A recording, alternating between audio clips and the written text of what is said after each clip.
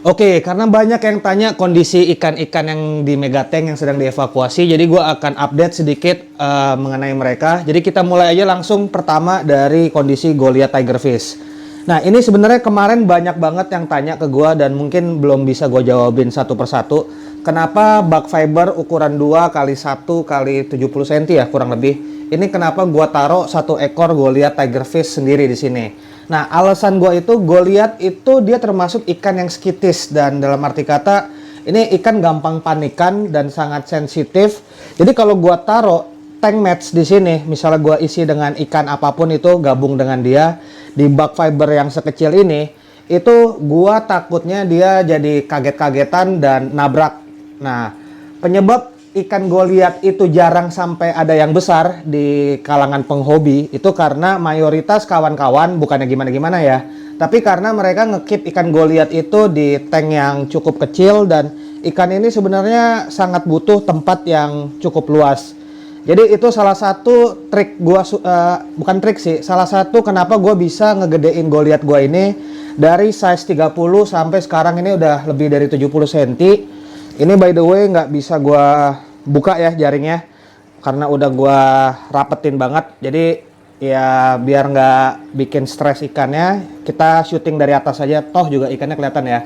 Nah, jadi ini gue biarin dia sendiri di sini. Jadi nggak ada faktor lain yang bisa ngebuat dia kaget-kagetan. Karena begitu dia kaget, ini kan ikan berenangnya cepet banget nih, kenceng banget. Begitu dia nabrak tembok, udah selesai. Itu salah satu faktor ya penyebab kematian paling sering terjadi bagi para penghobi yang memelihara Goliath Tigerfish ya. Jadi makanya benar-benar ini tank sendiri aja dan dia nggak ada ikan-ikan lain yang buat dia kaget dan biarin aja dia tenang di sini. Nah, kemudian Goliath ini gue kasih makan cuma ikan mas 3, 4, 5 ekor. Habis itu gue taruh aja di sini. Kalau udah habis ya paling minggu depannya gue kasih lagi karena ini ikan kan juga udah termasuk ikan dewasa ya. Jadi dia juga sebenarnya sih nggak perlu makan setiap hari dan dia juga bisa bertahan ya kalau cuma makan seminggu atau 2 minggu sekali. Jadi ya cukuplah untuk dia bisa survive sampai Megatank yang baru nanti siap ya. Nah, ini untuk filtrasi gue udah pernah bahas sebelumnya. Ini sederhana dan karena juga filtrasi sederhana, media biologinya juga sangat sederhana. Jadi ya makanya itu, karena dia juga sendiri di sini, semestinya parameter air semua kejaga dan juga toh dia makan juga sangat sedikit ya. Jadi di sini gue ngasih makan dia itu supaya dia sekedar bisa bertahan ya, bukan untuk nge-push atau apa. Karena kalau dengan sistem filtrasi dan semua settingan yang ada, ini sangat beresiko kalau gue sampai nge-push dia makan. Ya jadi ya paling nggak sih target gue itu ya dia survive aja dulu. Nggak usah makan banyak-banyak, ya nggak usah kayak gimana-gimana. Yang penting ini ikan aman sampai Megatank yang baru selesai. Yaudah kita update ikan-ikan yang lain yang ada di bug fiber yang ada di depan guys. Oke, jadi untuk ikan-ikan yang ada di kolam evakuasi ini gue akan update dulu dari yang ini kali ya. Nah ini tadi gue baru matiin aeratornya biar bisa kelihatan jelas sama kalian. Kalau nggak kan nanti bagian atas ini penuh dengan gelembung-gelembung udara. Jadi untuk kolam ini ya kan gue isi cuma sama Arapaima, RTC Platinum, Peacock Bass, dan Julian Carp. Nah untuk mereka ini sebenarnya kemarin udah pada mulai makan. Cuma gue kasih makan itu benar-benar sangat sedikit karena sekali lagi sistem filtrasi di sini juga dan settingannya kan ala kadarnya. Dan kolam ini gue setiap seminggu sekali ganti air sekitar 50%. Jadi itu untuk mengkompensasi biomedia yang sekedar ala kadarnya. Jadi gue kompensasi dengan mengganti air cukup rutin seminggu sekali. Itu untuk mengkontrol kadar nitrat di dalam air ini dan juga yang ngebantu lah menjaga kestabilan parameter air. Nah, ikan-ikan di sini sih mereka ini cenderung damai-damai aja. Jarang gua dengar gerasak-gerusuk yang kayak gimana-gimana. Berbeda dengan kolam yang ini. Jadi secara umum mereka ini untuk mereka berenang ini juga cukup luas. Nah, ini cukup luas dan jadi itu salah satu faktor yang membuat mereka juga nggak terlalu gimana-gimana ya.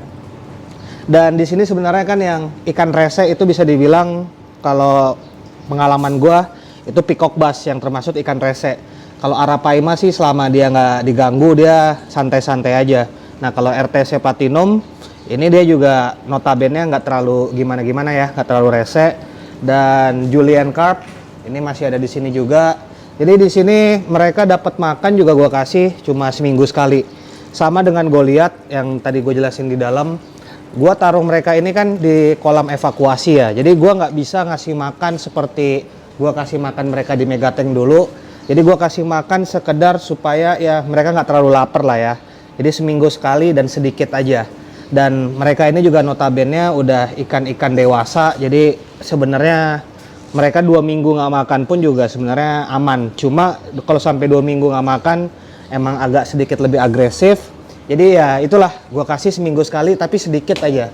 Dengan begitu gue bisa ngejaga temperamen mereka biar nggak terlalu jadi beringas. Dan juga parameter air bisa gue jaga sampai Megatank yang baru selesai dibangun. Nah kalau yang kolam ini karena ada Super Red Arowana di sana, terus ada Golden Dorado 2 ekor. Nah yang buat rusuh ini 2 Golden Dorado ini nih, mereka ya rusuh banget lah pokoknya di sini sebentar-sebentar jedar-jedur entah apa yang mereka kerjain gue juga nggak ngerti. Tuh kalian bisa lihat tuh, ini kita lagi ngomong aja kejar-kejaran terus ya, wajar lah sebentar-sebentar jedar-jedur entah apa yang kejadian di sini gue nggak tahu juga. Nah di sini gue ada 3 Oxydora Snigger gue, kalian bisa lihat nggak ya, 3 Oxydora Snigger dan 1 Canamaru. Nah Canamaru gue tuh kemarin kan beberapa minggu yang lalu sempat loncat tapi udah aman. Nah dia ini nongkrongnya bareng sama Oxydora Snigger aja sih dari kemarin. Jadi kalau kolam ini juga kurang lebih sama karena ikan-ikannya termasuk ikan-ikan dewasa dan gue juga nggak perlu kasih makan setiap hari. Sejauh ini inilah update kondisi ikan-ikan yang ada di kolam evakuasi. Cuma kalau balik lagi nih ke Dorado sebenarnya gue ada rencana kemarin untuk misahin salah satu dan gue masukin ke dalam akuarium. Tapi mengingat dan menimbang Dorado ini ikan yang perlu tempat berenang yang luas dan ini ikannya udah 65 up nih. Akuarium gue kagak ada yang bisa untuk ngekeep mereka sendiri aja. Kalaupun ada yang akuarium yang isinya ikan peacock bass kecil-kecil yang rame, tapi itu juga cuma panjang 240, lebar 75. Nantilah gue pikirin. Selama ini gue lihat sejauh ini ya, maksudnya gue lihat masih oke-oke aja. Jadi gue akan tetap keep mereka seperti ini. Mungkin kalau mereka udah sampai di tahap yang mengkhawatirkan, barulah gue akan pindahin. Tapi sejauh ini sih gue lihat masih dalam batas wajar menurut gue pribadi nih. Dan untuk update kolam ini sama aja juga dengan kolam yang isinya arapaima.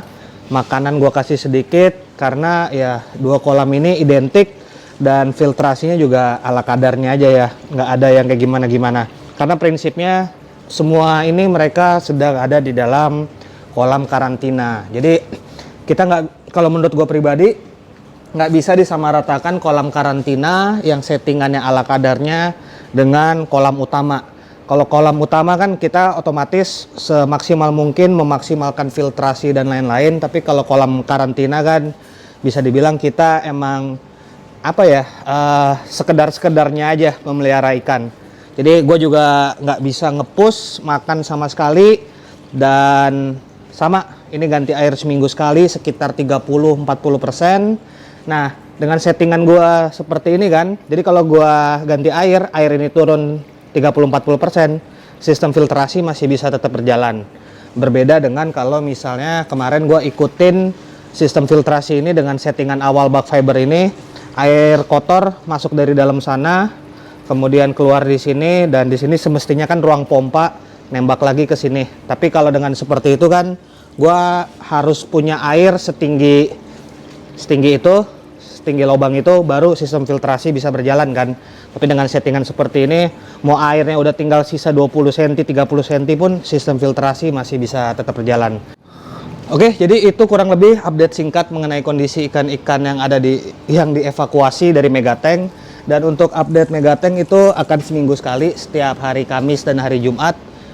Sekarang ini update-nya sedikit di sini, jadi ya nanti kalian lihat aja lah di video minggu depan, hari Kamis atau Jumat itu gua update perkembangan pembangunan Megatank minggu keempat. Jadi itu aja video gua kali ini, karena gua buat ini karena banyak yang minta pengen tahu perkembangan ikan-ikan yang dievakuasi. So see you guys in my next video. Bye bye.